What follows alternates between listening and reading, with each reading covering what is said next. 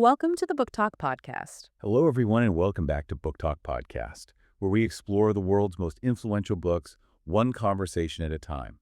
I'm Ryan. Hi, Ryan. Hi, everyone. It's great to be here. Hi, Sophia. How are you today? I'm doing great, thank you. And you? I'm doing fantastic. I'm really looking forward to today's discussion. Me too. I think today's book has the power to completely change the way people think about productivity, discipline, and overcoming procrastination. I couldn't agree more.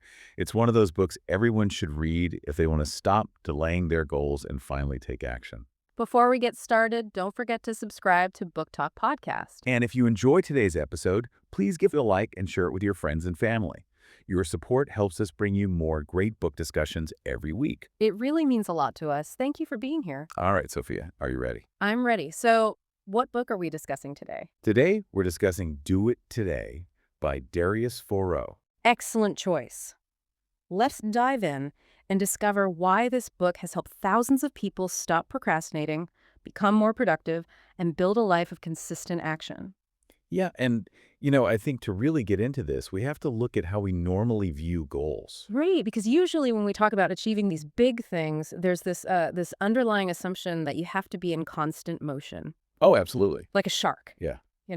If you stop swimming, you die. And the prevailing wisdom that's just constantly fed to us is that you have to be hustling 24/7. Yeah. Just constantly shoving yourself way outside your comfort zone and just grinding until your physical battery hits absolute zero. And our culture openly rewards that behavior, right? Like we celebrate the all-nighter as a badge of honor. Oh, for sure. Hashtag team no sleep. Exactly. We idolize that endless grind. But, well, when you look at the actual mechanics of human behavior and biology, that exact mindset, The hustle mindset. right? The obsession with the 24/7 hustle and perpetually escaping your comfort zone. It's arguably the very mechanism that's destroying your ability to get things done. Which is so counterintuitive. And that idea is exactly what we're unpacking in today's deep dive. I mean, reading Do It Today to prepare for this, it completely reframes how we look at delaying our goals and overcoming procrastination. It really does. Because the mission of the book, and really our mission today, it isn't to figure out how to cram more hours into your day. Thank goodness. Right. It's to help you, the listener, shift out of that passive, overwhelmed, doom-scrolling state and instead build an active, system-driven life where you actually achieve meaningful things. And the best part is doing it without sacrificing your mental health in the process, Right. which honestly is the single most crucial piece of the puzzle. Because burning out isn't a badge of honor. I mean, it's a structural failure. Yeah. If you burn out, your productivity drops to zero anyway, which renders all that previous hustle completely pointless. So true. So let's unpack this, starting from the ground up.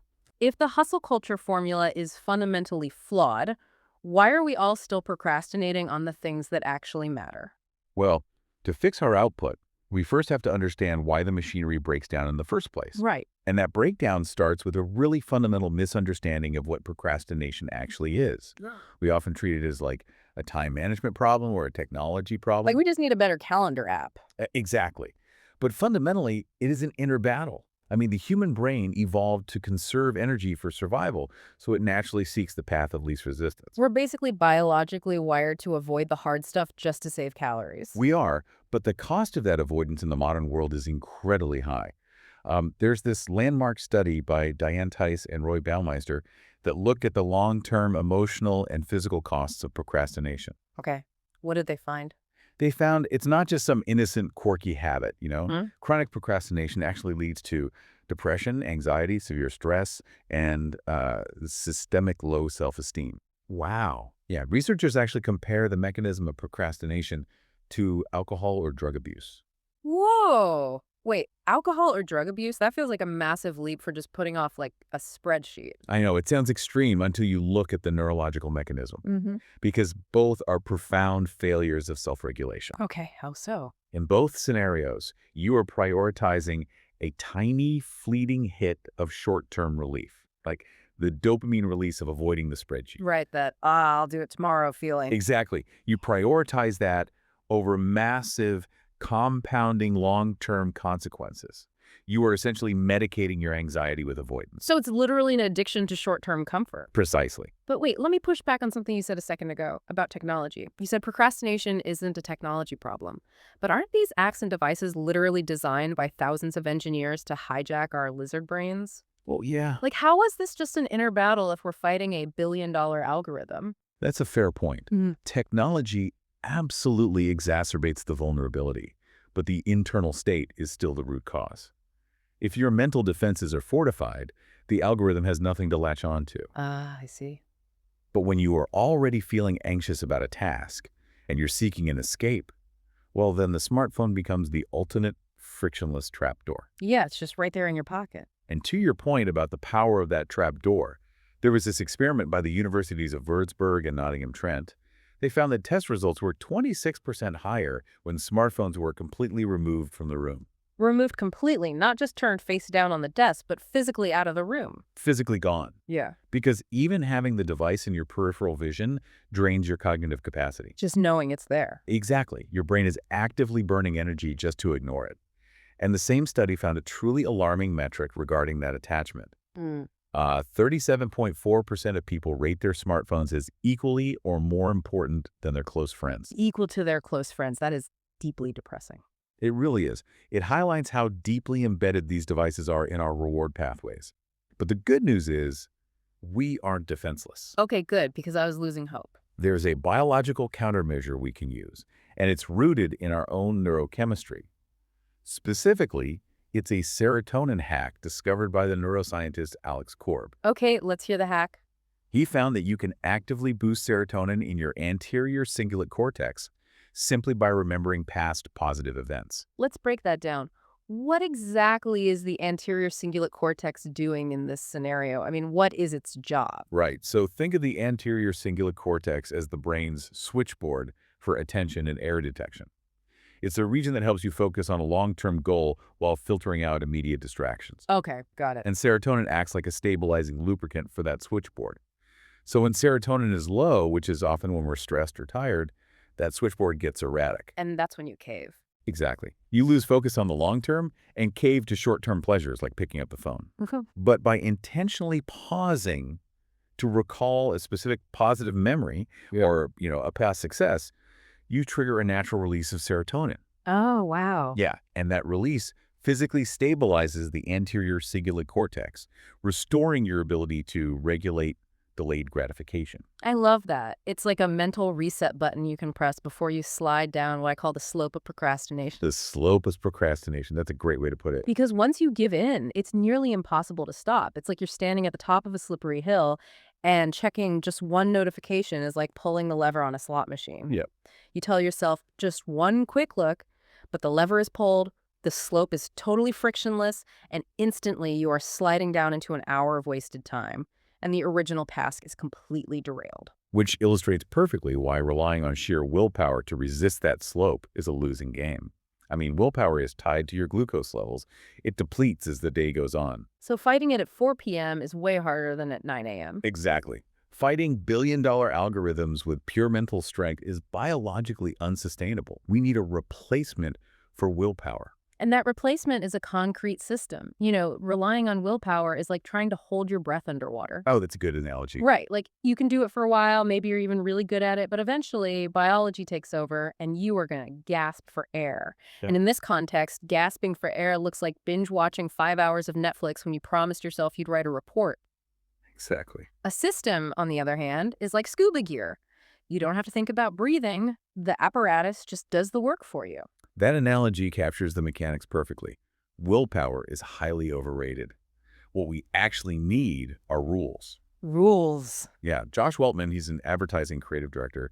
He summarized this beautifully when he said, solving a problem requires a weird combination of freedom and constraint. Freedom and constraint. Right. We tend to rebel against rules because we think they restrict us. But in reality, rules create cognitive freedom. If you have a rigid system, you don't have to spend precious mental energy negotiating with yourself about what to do next. So how do we actually construct this scuba gear? I mean, where does the system begin? It begins with profound, unfiltered self-awareness.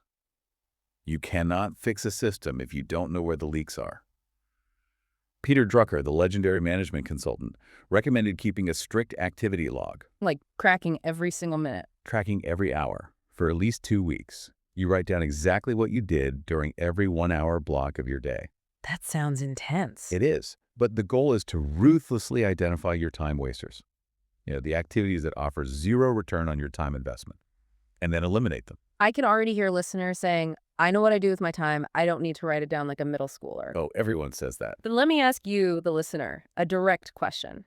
Think about exactly 1 week ago today. What were you doing at this exact hour? Good luck remembering that. Right. See, human memory is terrible when it comes to routine. We operate on autopilot. We have absolutely no idea where our time bleeds out unless we physically trap it on paper. So true.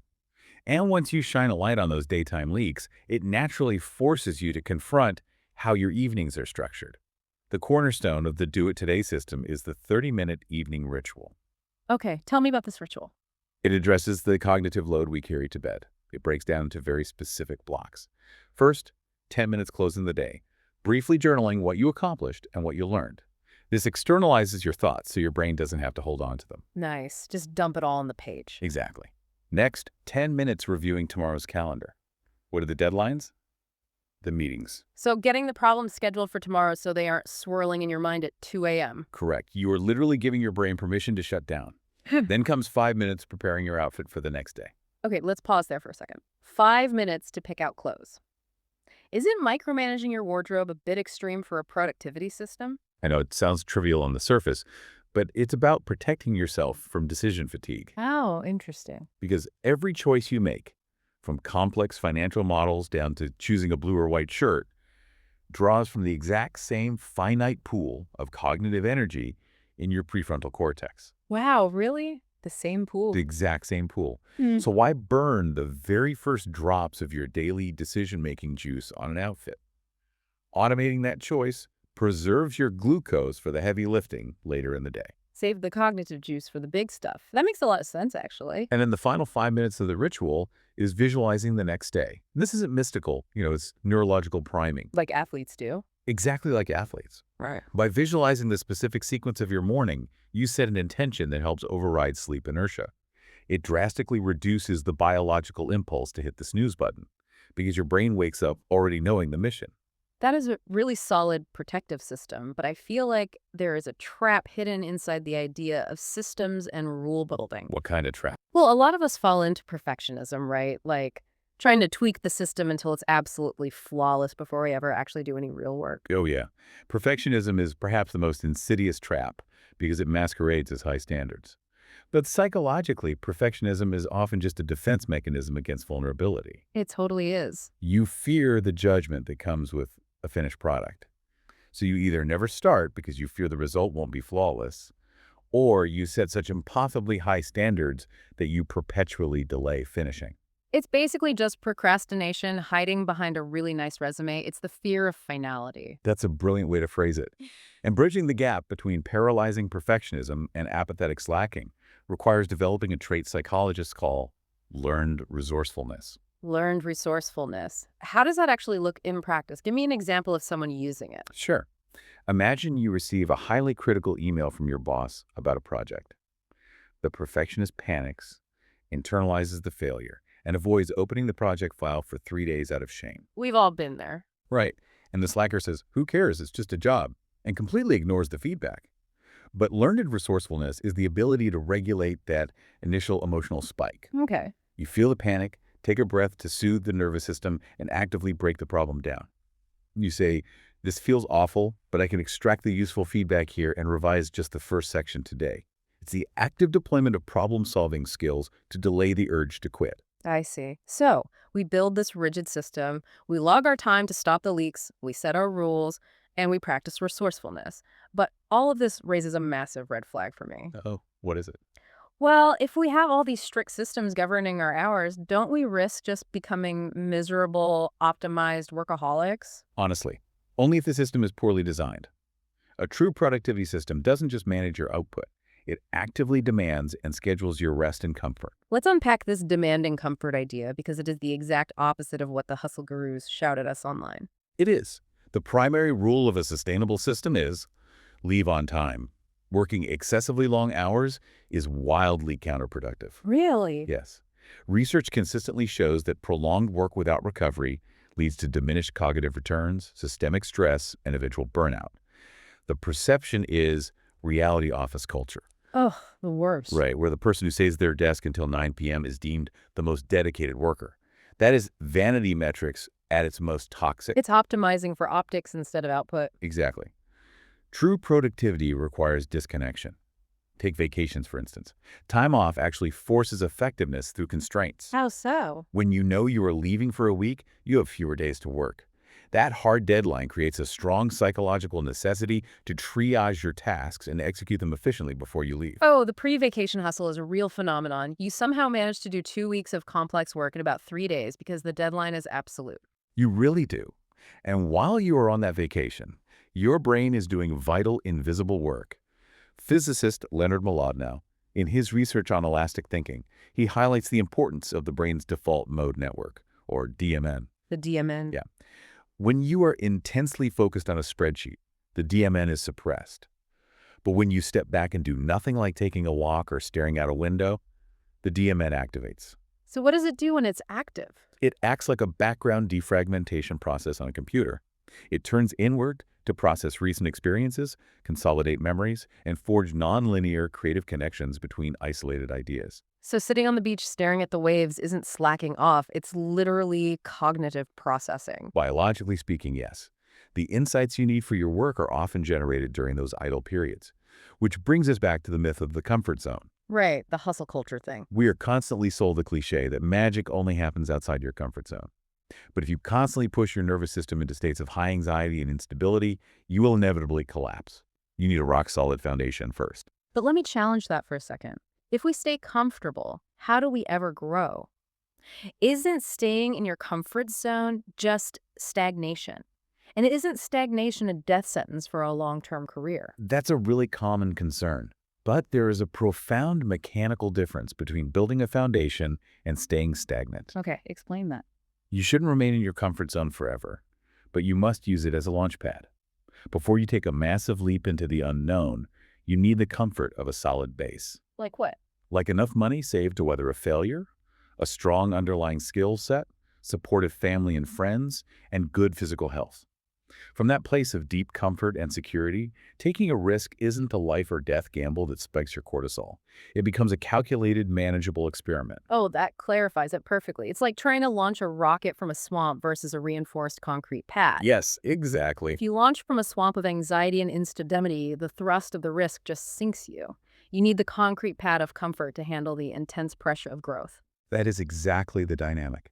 And we can build micro-comfort zones into our daily work using structured constraints, like the Pomodoro technique. I've heard of that. Yeah, you work intensely for 30 minutes, and then you are mandated to take a 5-minute break. Mandatory comfort. Yes, and it's rooted in evolutionary biology.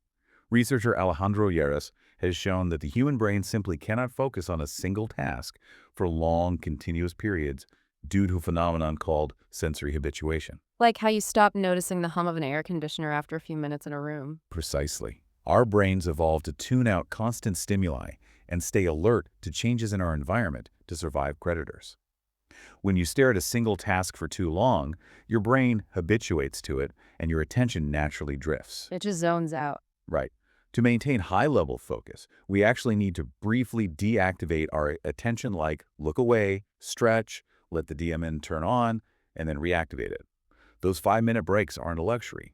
They are biologically necessary to reset your attention span for quality work. Okay, so we've mapped out how to master the lizard brain, we've built our scuba gear systems to replace willpower, and we have our concrete launch pad of comfort and biological rest.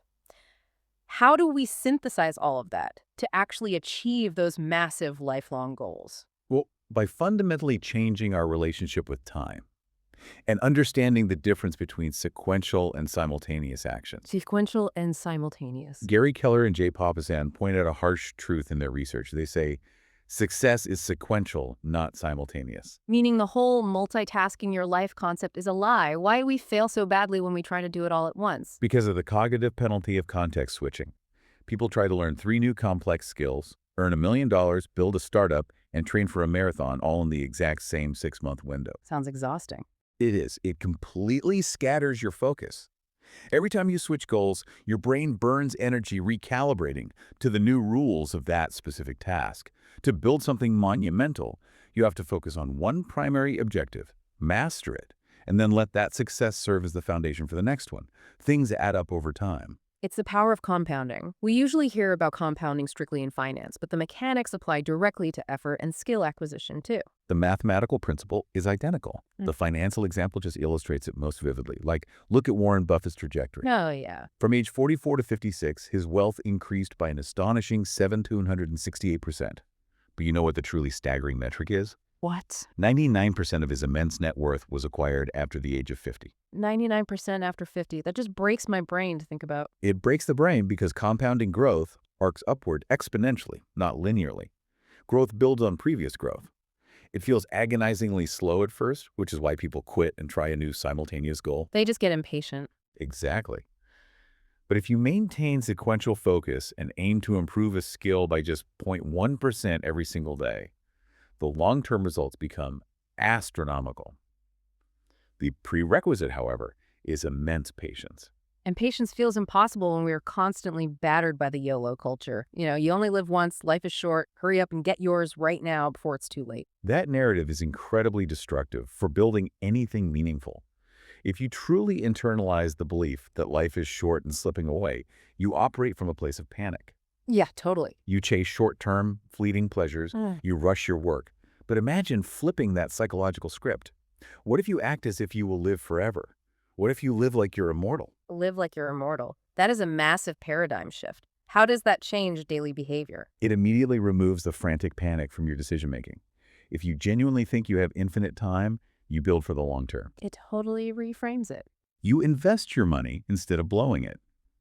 You take the painful, slow time required to deeply learn a complex skill because you know you'll use it for decades. You treat people with profound respect because you know you'll be crossing paths with them for a very long time. It aligns your daily actions with compounding growth. That is incredibly liberating.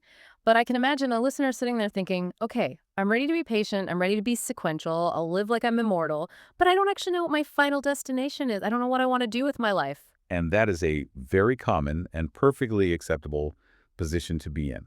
If you don't know your final destination, the system doesn't break down. You simply focus on your direction. Okay, how do you do that? You do that by dedicating your sequential focus to building universal skills. Universal skills. So skills that act as a multiplier no matter what industry or passion you eventually pursue. Exactly. Focus on mastering self-discipline, clear written and verbal communication, negotiation, and physical health. If you spend a year just getting exceptionally good at communicating ideas clearly and maintaining the discipline to work for 2 hours a day, you will be an absolute force of nature when you finally do discover your specific passion. The skills transfer seamlessly. To keep yourself locked in on that sequential path when the distractions creep in, I actually love a specific strategy from the source material. It's about having a personal mantra. Oh, yes. Like, think about the boxer Floyd Mayweather. Regardless of what you think of him personally, his work ethic is legendary. While he trains, hitting the bag, he constantly repeats his mantra: hard work, dedication, over and over. Yep. The author of our source adapted this to an even simpler two-word trigger: let's go. And for you listening, a personal mantra isn't some fluffy spiritual affirmation. It is a highly practical psychological trigger rooted in classical conditioning. It absolutely is. When you feel that slippery slope of procrastination calling, or you feel the anxiety of simultaneous goals overwhelming you, you just say your mantra: let's go. It acts as a Pavlovian cue to snap your brain out of the loop. It forces an immediate change in your physical and mental state. It acts as the circuit breaker, transitioning you from passive worrying back into active execution. Well, we've covered some immense ground today in this deep dive. We started by revealing how procrastination is fundamentally an inner battle with our energy-conserving lizard brain, seeking that short-term dopamine relief to escape anxiety. Right. We learned that to win that battle, you don't rely on the depreciating asset of willpower. You build strict but forgiving scuba gear systems, utilizing Peter Drucker's activity logs to find the leaks, and the 30-minute evening ritual to protect your cognitive glucose for the next morning. We also dismantled the toxic elements of hustle culture, recognizing that true, sustainable productivity prioritizes rest. It embraces the comfort zone as a necessary concrete launch pad for taking risks, and respects our biological need for default network processing and breaks. And finally, we looked at playing the long game, embracing the patience of sequential success, trusting the unbelievable mathematical power of compounding effort, and operating as if you have all the time in the world to build your legacy. Beautifully summarized. Thank you. Now, our call to action for you, the listener, is simple. Take one small action from today's discussion to start building your system. Write down your activity for the next hour to see where your time goes, or simply set out your clothes for tomorrow morning to save that decision-making juice. Do it right now, today. And as you build that system, I want to leave you with a thought from the ancients.